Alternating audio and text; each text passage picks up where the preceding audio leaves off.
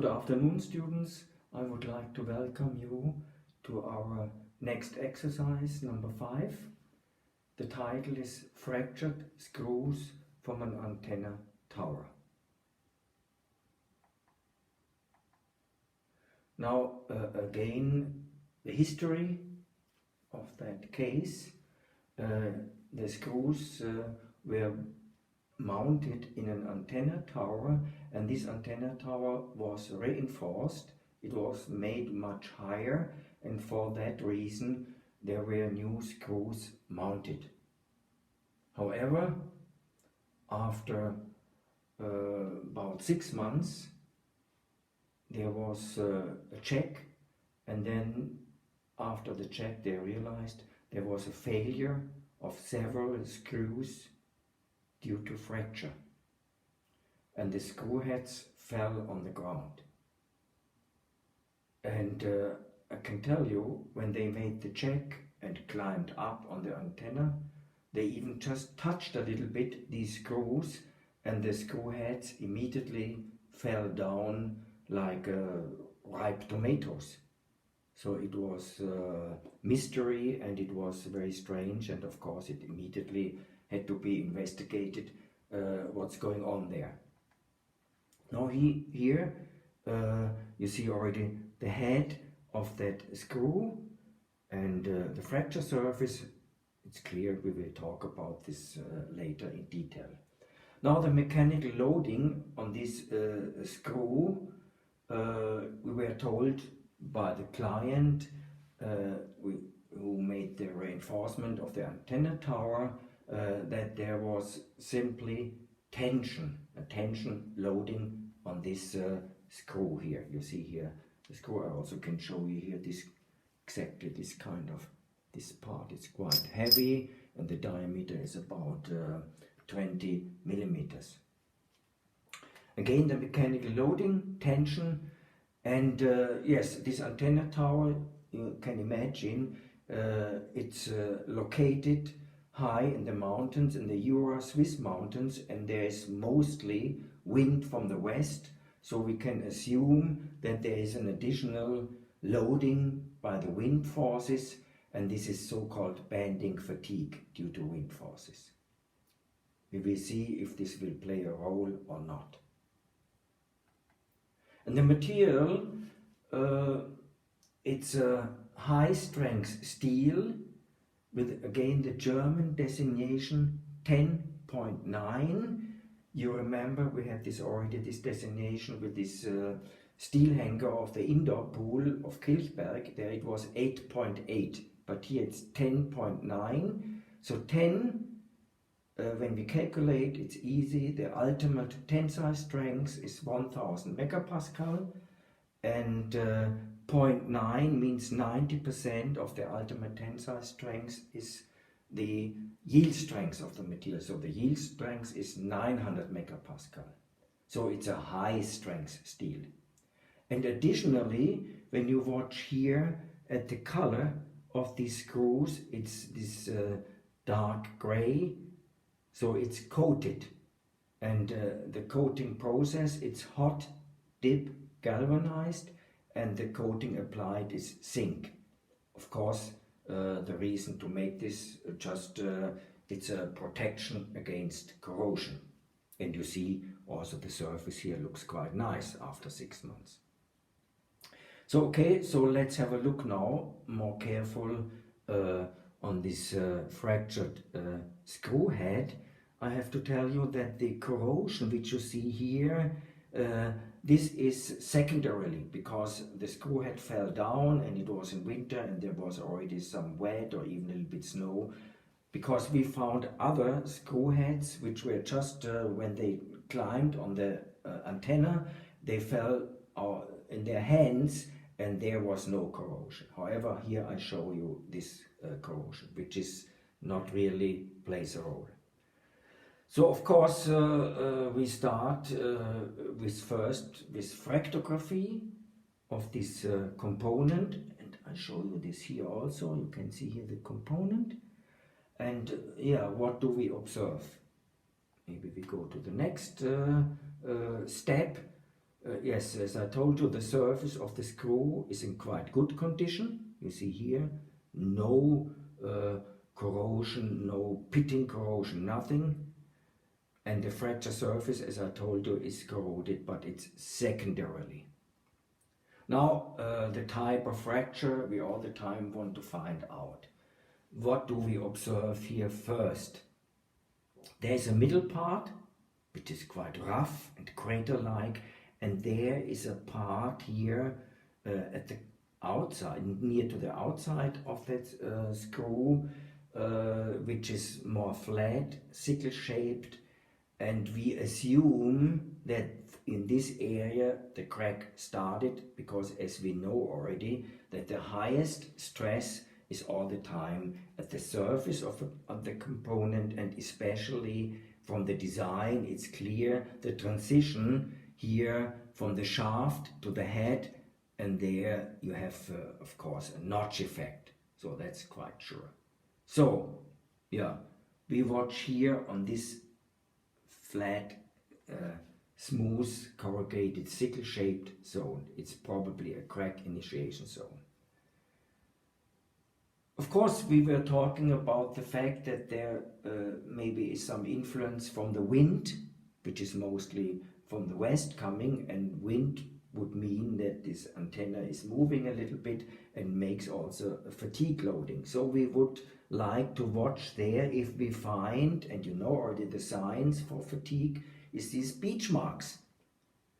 Actually, we really do, in this part of the fracture surface, we do recognize some lines. Look, there is a line, there is a line, there is a small line. But now you know this already, your knowledge about the beach marks.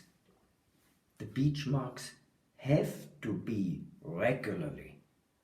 They have to be absolutely regularly. If there would be, for instance, here a crack initiation, then there must be the beach marks half elliptical, absolutely regular. And it's not the case with these kind of lines. So at the moment we can exclude fatigue fracture. Maybe we find other signs later, but for the moment it's not the case. And as I told you, the middle is different. It's a rough, crater-like fracture surface. It's clear the next step, we want to know what's going on there, and we evaluate first in this area here at higher magnification. So for that reason, we put the whole fracture surface, this whole component, in the scanning electron microscope, and at higher magnification we observe the following feature. Here in this area, at higher magnification, look, the scanning electron microscope, 10 micrometers. Yes, now this is a feature which you see the image in the scanning electron microscope, and when you watch here carefully and apply your knowledge, what do we see here already? What's that? Look here, this surface, or this surface here, this surface, and especially also here, this part here. It's a little bit wide, this is from the corrosion. So this is clearly what we do see here, grain boundaries. Grain boundaries, so it's an intergranular fracture. Intergranular fracture we found here everywhere in this area. So this excludes already fatigue, because as we know, fatigue is normally transgranular. So that's an intergranular fracture. And at higher magnification, we can even see, again here, the grains. Look here, grain, here, grains, that there is really gaps between the grains. Keep in mind this, there's gaps. Gaped grain boundaries. It's very important. So there was obviously some power, some stress, that these grain boundaries were split away. Now we pass over to this middle part, to this rough crater-like fracture surface, and what do we observe there? it looks totally different. First, we see this later at higher magnification, you see these small dimples, this dimple-like structure that is clearly stands for overload fracture.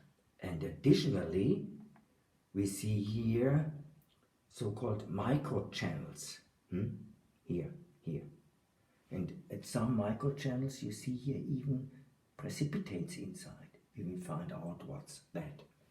So there is a completely different feature compared to that area in the inside.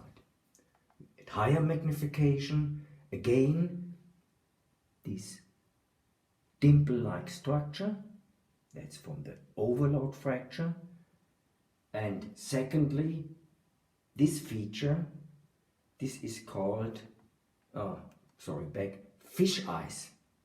That's the channels. And again, in this some of the fish eyes, because for that reason it's named fish eye, because it's here inside this precipitate. And look at the structure of this fish eye. This is from solidification. It's not a fractured surface, it's already from the production of that component. Originally it's solidified.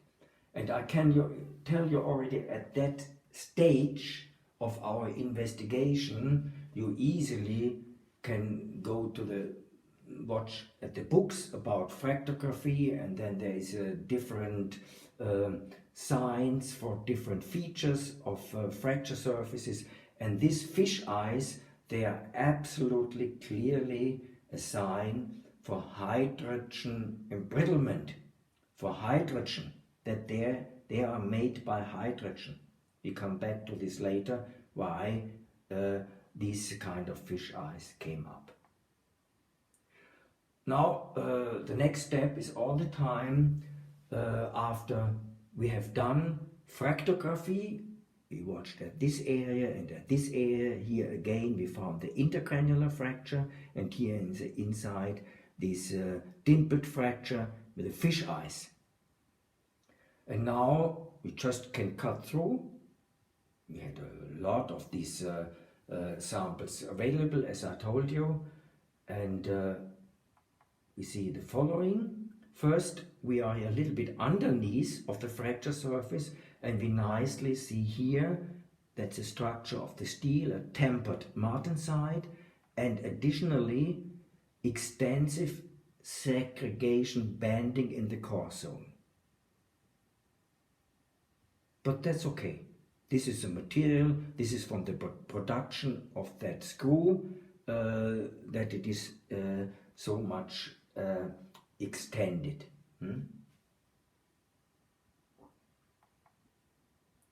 Now that is another metallographic specimen which is done just here, cut inside, and we see here the fracture surface. We see very nice the fracture surface, and we see very nice our segregation banding. And obviously there is a correlation between this crater-like structure and this segregation banding.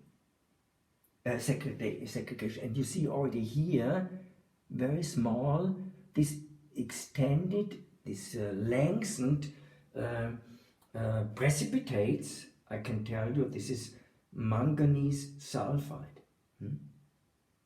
And you remember when we watched on the top, maybe we go back to this to see this again. This part of this, that's exactly our fish eye, the inside. This is our manganese sulfide, which we see additionally in the metallographic specimen. Going on here, look there, here, and also of course here it's fallen out. And the cracks are parallel to these segregations. This makes this kind of structure. It's also interesting now to investigate. We can make a lot of metallographic specimens, and we made also now a metallographic specimen far away from the fracture surface, and watched how it looks like there. And this is shown here. so 3 centimeters below of the fracture surface, we again observe our segregations and the manganese sulfide. You see here the stretched one. But additionally, now really that's very important, far away from the fracture surface, we see here some small cracks. Look, here is a small crack here, like a pore. And they are obviously correlated with the manganese sulfide. There. Later on, we try to understand this mechanism which is behind. And even the next one at higher magnification, again, there our segregation banding, tempered martensite, and here even this crack which has this kind of image, and obviously here the manganese sulfide is already removed, maybe also from preparation. That's exactly that one. When you watch, you remember the scanning electron microscope, from the top on this kind of crack, big pore, this is exactly our fish eye which you see from the top. Good. So we start already with the first conclusions. As I told you, hydrogen embrittlement is very clearly from this here. And this, look now, it's exactly what I told you. That what we see here from the top on the fracture surface, it's exactly that here in the metallographic specimen. However, we have then to differentiate, and this makes this case very interesting and a little bit mystery, that the hydrogen embrittlement, that there is two mechanisms going on. That one is absolutely clear, we know from the literature. That one also in the outside doesn't exclude, is also a sign for hydrogen embrittlement, but I tell you this will be another mechanism, that is intergranular fracture. Let's first try to explain the following. Yes, what we did additionally, because now we have only all the time we have signs for hydrogen embrittlement, the fractography, metallography. However, we want to have a clear sign and we want to prove that there was hydrogen inside. But hydrogen, as you know, it's not like a corrosion layer which you can investigate on the top, because when this component is fractured, the hydrogen just evaporates, it's just gone. It's the lightest element in our periodic element table, so it's gone. However, when the hydrogen is originally from the production inside, it should be not only here in the fracture surface, it should be also deep inside, as we've seen here. So what are we doing? We try to find out, to analyze if there is hydrogen in the material. But it's very delicate to find it out. It's very delicate, I can tell you. Why? We have to take here, and I show you now the shaft again.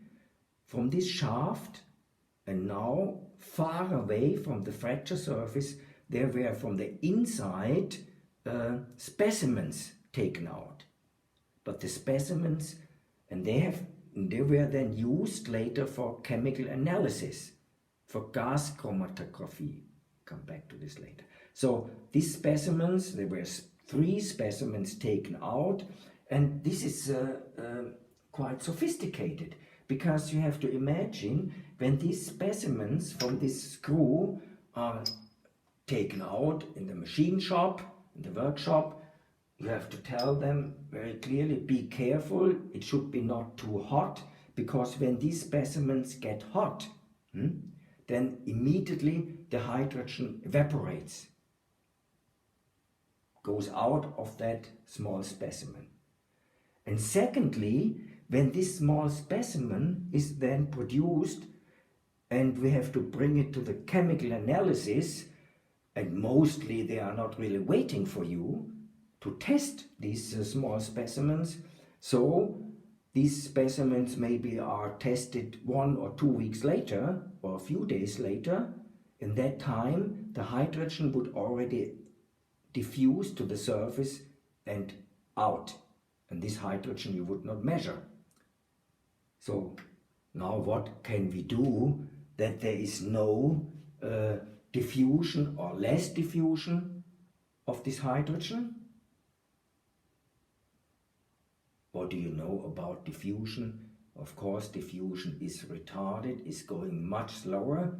When you put these 3 specimens in liquid nitrogen. Liquid nitrogen has a very low temperature, nearly minus 190 degrees, and there it's quite cold, and there diffusion is suppressed. So that's a very important procedure. And then when they make the chemical analysis, they take out the specimens and they make this so-called gas chromatography. How is it done? You heat up slowly these specimens until 900 degrees and you measure the amount of hydrogen which evaporates. Because now from cold, from minus 190 degrees to up to 900 degrees, slowly the hydrogen will evaporate and you can measure the content. And actually, for that kind of steel, the content was 0.4 ppm and the critical limit for that steel is 0.2 ppm. So we really could prove that there was a higher amount of hydrogen inside. It's all the time a story behind, because you can imagine that the one who manufactured that screws, he all the time denied that he made something wrong. And we have to make a report where it's clearly shown who is responsible for this failure, who has to pay. You know, this antenna tower then for a while could not work, and then also you have to change the screws. There is a lot of costs behind. And the question is who has to pay.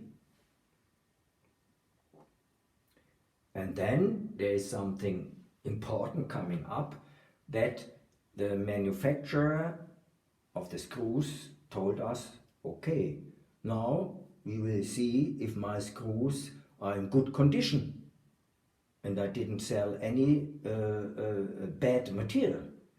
And for this he said, oh, just make a tensile test. And we made a tensile test. And yes, the tensile test fulfilled the values. The ultimate tensile strength was obtained, the yield strength was fine. So from the tensile test, the screws were okay. And however, we were thinking carefully, and now there is something very special, because we were talking about hydrogen and this test. And what do we know when we make a tensile test? Then there is dislocations moving. And when there is an embrittlement, the movement of the dislocation is going slower or even is retarded. So that means we make a slow tensile test, a very slow tensile test, which takes a few days. And in that case, the strain to fracture was reduced. As I told you already, when then there is a slow tensile test, the hydrogen can diffuse and follow the dislocations and pin them. And when they are pinned, they cannot move anymore. And when dislocations cannot move anymore, then there is less strain to fracture. The material is embrittled. That's this mechanism here behind.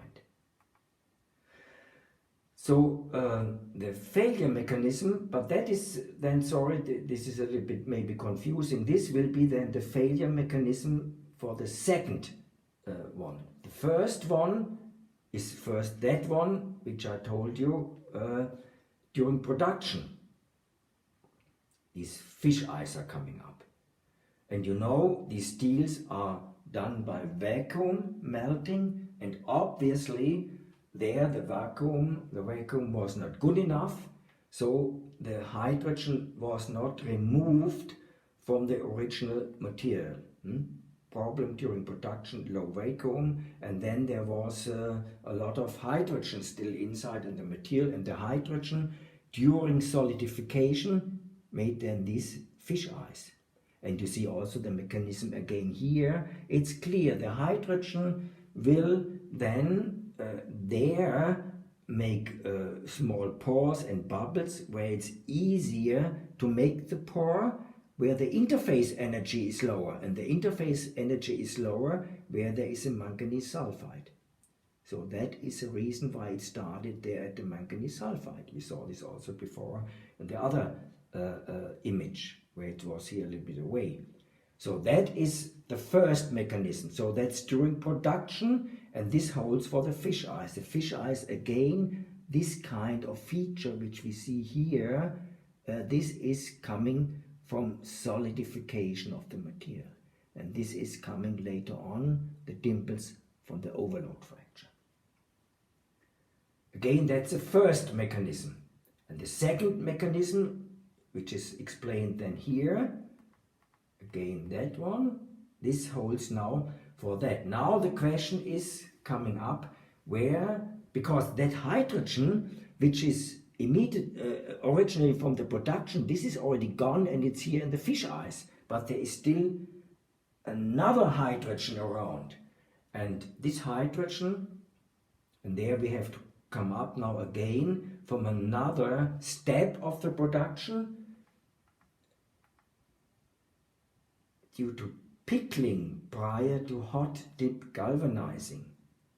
So when you think of this component and we want to protect it against corrosion, as I told you, there is zinc applied, and this screw will put in a zinc bath until a temperature of about 480 degrees, where the zinc is then not solid, and there it's a point after production of that screw. Can you put it directly in the zinc bath?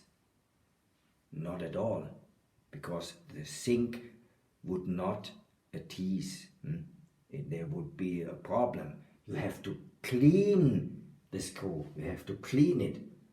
How do we clean it? By putting the screw in an acid bath, and this is so-called pickling. So we put it in an acid bath to clean and remove a little bit of the oxide layer of the steel, that we can afterwards apply the zinc coating on a clean surface.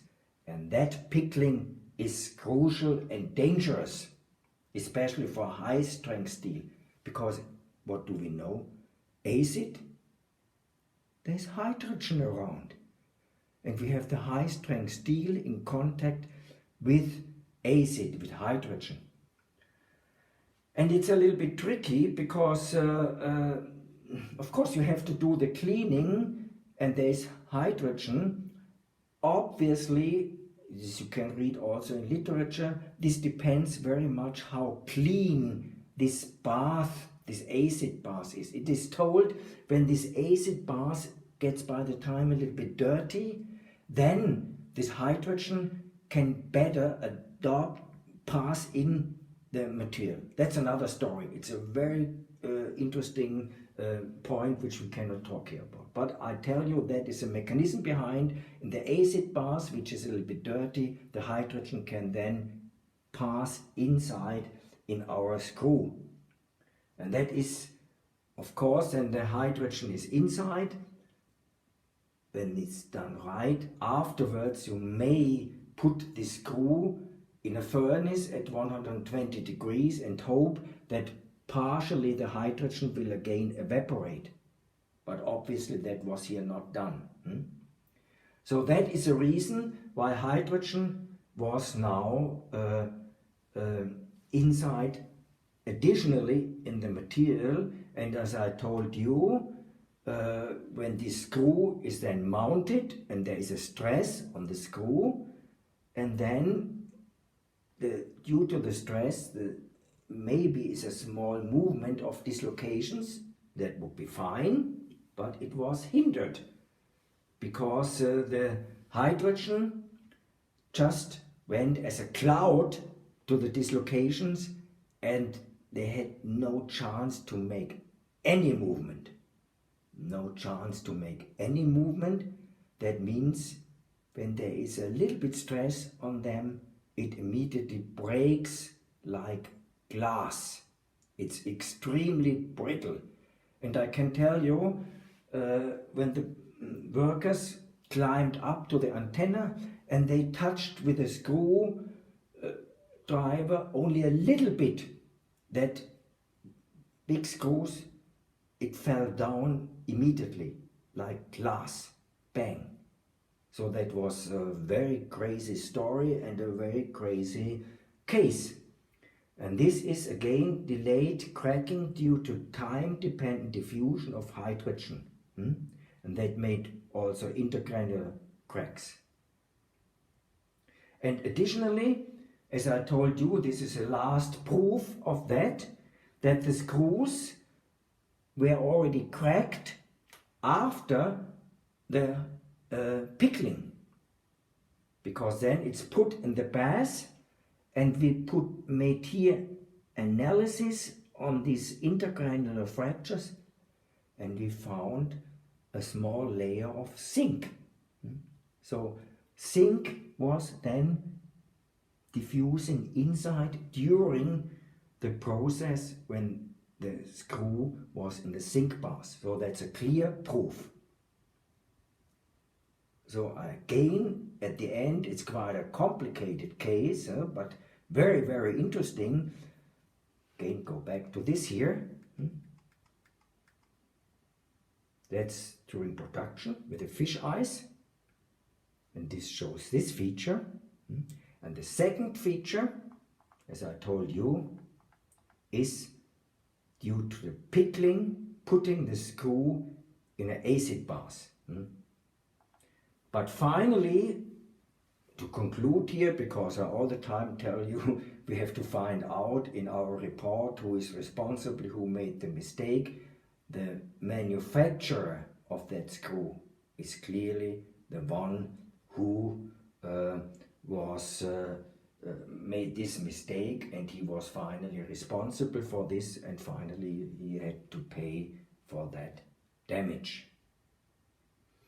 Okay, it's quite a complicated case, but it's already also described in the book which I sent to you. And anyway, if you have any questions, please contact me, and there's my email address or even telephone number, and we can talk about this case, about this topic very carefully. So I wish you again a good time, happy Easter, but stay a little bit at home, and I hope you keep healthy. So see you next time. Bye-bye.